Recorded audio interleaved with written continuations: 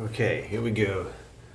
We've got our basic rectangle figured out with just the triangle, and now we're going to add in triangle plus a ruler. This is where it gets a little tricky because then students want to just go back to their old habits of just using the ruler. So walk them through the steps, baby steps, one at a time, to where they get used to the combination of the ruler and the triangle. At this point, I tell students, not only should you have on the board something like line the triangle up on the edge of your paper, now you need to add draw first, measure second. Because a lot of students are going to want to skip that step, and I get it. You want to get through it quickly so you can sit around and do nothing. Yeah. But keep stressing precision. I would always say I would rather you draw something slow and precise rather than fast and wrong. I would relate it to Christmas morning. Do you want 15 presents and they're all broken and beat up?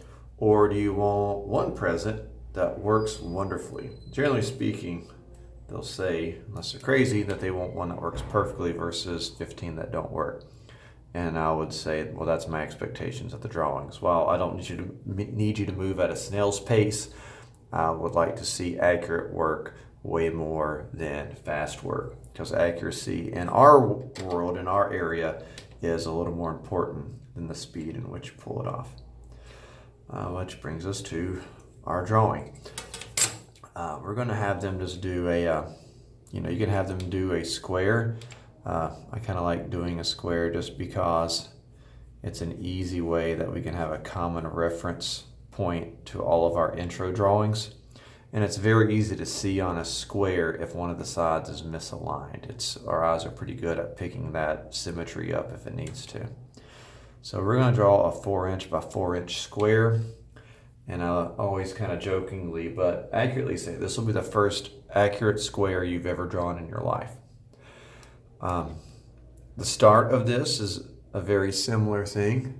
Our first line is going to start off as the same way it did before. We're going to reference the edge of our side of paper with this edge of the triangle, and we're going to put a line out here into space.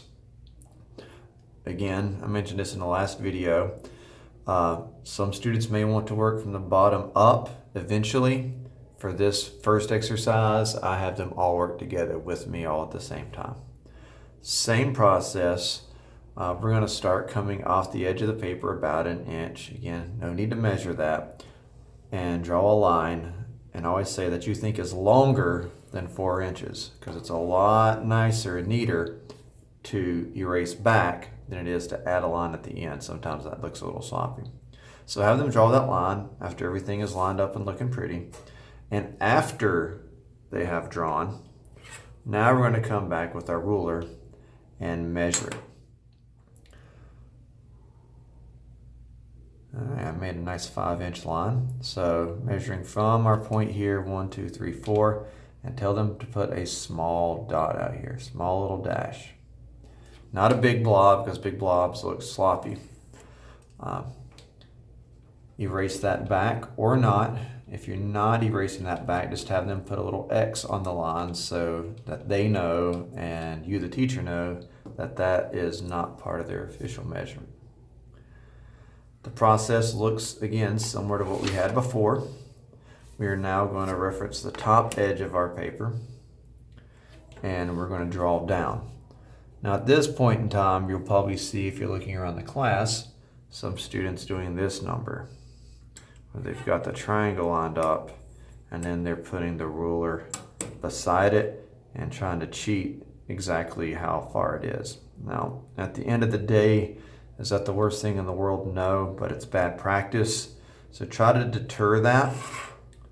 Draw first, measure second, because you want their focus to be on lining up our reference points. So if they're trying to line up reference points and put a ruler, things will get mixed up, things will get offset. And so, again, have them draw a line that they feel is a little longer than 4 inches. And the same will be true on this other side. So again, a lot of this looks similar to what we've already done, but now we've got a purpose to it and eventually a measurement to it. I always stress that the triangle, if you use the triangle properly, it takes the ruler out of a lot of what you do. So now I've got 2 lines. Again, doesn't matter how long they are. Now we're going to fix that here in a moment. After those lines are drawn, now we're going to come out here and reference with our ruler to the end. And if you have an architect scale, luckily that 0 point will be off the edge. Try to avoid rulers that have the 0 at the edge of the ruler, because as you all know, these edges will get beat to death and it'll be difficult to pull an accurate 0 measurement on it. But obviously use what you have to do. And if the end's totally beat up, have them start measuring at 1 and just do a little bit of math. So if it's 4 inches, it's 1 to 5. It's not the end of the world. But if you've got that measurement, again, you're going to come down and put just a little mark down there on the 4. Students are going to want to hold on to that ruler and just do it again and connect the dots. We want to reinforce the fact that the geometry and the measurements working together can help simplify what we do. And so we want to reinforce the fact that this triangle coming back into the equation will keep us from having to measure that side at all. So have them come in. We're going to reference the edge of our sheet of paper one last time. That's lined up over here. And now I'm lining up on the end of this 4-inch line. When you draw it over, its intersection on the other side, again, because of the properties of right angles and repeatability and all that stuff, that should intersect that other line at exactly 4 inches. You can have them check, do a double check. It should come out right, and we'll see if I did it right myself. I'm actually pretty spot on today. So if they take their time, they will see that if they use the tools properly, the ruler is still the least used piece of this. And you can have them come through and erase or X off those nubs. I would go ahead and get them in the habit, and they don't need to do the full fancy dimension lines yet, unless you want them to. So you've got your 4 inches here. And if you do want them to do fancy dimension lines, the format is such, and there's a super technical way to do it, but again, this is 6th grade. I pick my battles with that. And then just have a line that kind of dashes through that. And the same for your verticals. And again, this is all extra stuff, and this is time filler. This is, if you think you've got a group of students that really seems interested in doing these things, or maybe doing this for a living, especially if you're doing this in IED, I mean, this is just pretty good practice. We have those out, and then at the end, not touching the shape, I think they say officially it's like a 1/16 of an inch off the edge of the shape. I don't get picky with those things. You're going to do our reference lines. I think there's a different name that people call that. But again, you guys know me and my names, as long as it's kind of done and looks the same way. And then they can practice drawing arrows, and this sometimes gets comical with what people think an arrow should look like. But again, it's just good practice. And it's so that there's no question on what that 4-inch is referring to. Some students will put all the extra stuff on the other sides too, 4-inch and 4-inch.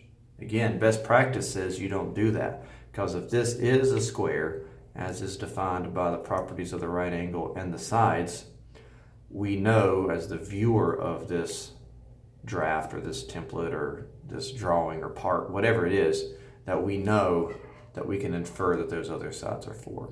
So if you did all that extra stuff, that's extra work that's actually not needed. Once that's done, as always, have students go back in with their triangle, set it into the corners, and have them check their own work. And the reason why I always do that is when they bring me up something that's just obviously horrible, I can then make the statement, you have your own knowledge in your own hands. If you checked this, you would know that it's wrong. And so either you don't care, or you really don't know how to use the tools. Which one is it? And then force them to answer that question, because usually it comes down to them not caring. Because what you check with is the same thing that they use. So if they're turning in bad work, it's simply because they don't care to turn in good work. And we want to deter that. And that's why I always say it's not about speed. It's not about how many drawings you get done. It's that you know how to do them well, because great work takes time. And that's okay if it takes you a little longer than the neighbor beside you. If your neighbor's drawing 10 that are fast and wrong, in my opinion, that person gets a worse grade than you get if you do 2 correctly. That's how I always graded it. It's not the number that you get done, it's how well each one gets done. Again, obviously there's a little bit of leniency. You have to gauge the level of the student's involvement. If they're sitting there talking the whole class period and they only turn in 1, you're going to have to grade accordingly. But if they're working diligently and they're struggling and they're working their best all class period, but at the end of the class they finally get their square and it's perfectly dead on, you should reward them for that. Always make sure you're rewarding work, because then students know that you appreciate effort and they'll continue to give that effort throughout your whole experience with them. The second you tell them that working hard doesn't matter, like if they only turn in 1 but it's perfect, and they've worked hard the whole time and you still give them a 60, why would they want to work for you hard? So it's a balance, and that's part of the art of the craft that we do. We want to encourage hard work, we want to encourage perseverance, and slow and steady improvement. So if they only turned in 1, I'd say, all right, tomorrow let's try really hard to get 2 now that you know the steps. And then kind of do one of those nonverbal kind of agreements and be like, all right, looking forward to seeing what you do. So anyhow, technical drawing, there is some muddy waters as far as grading. Each of you are going to come up with your own system. I'm just letting you know what's worked for me and has helped build those relationships of trust and effort between my former students and myself. As always, if you have any questions, let me know.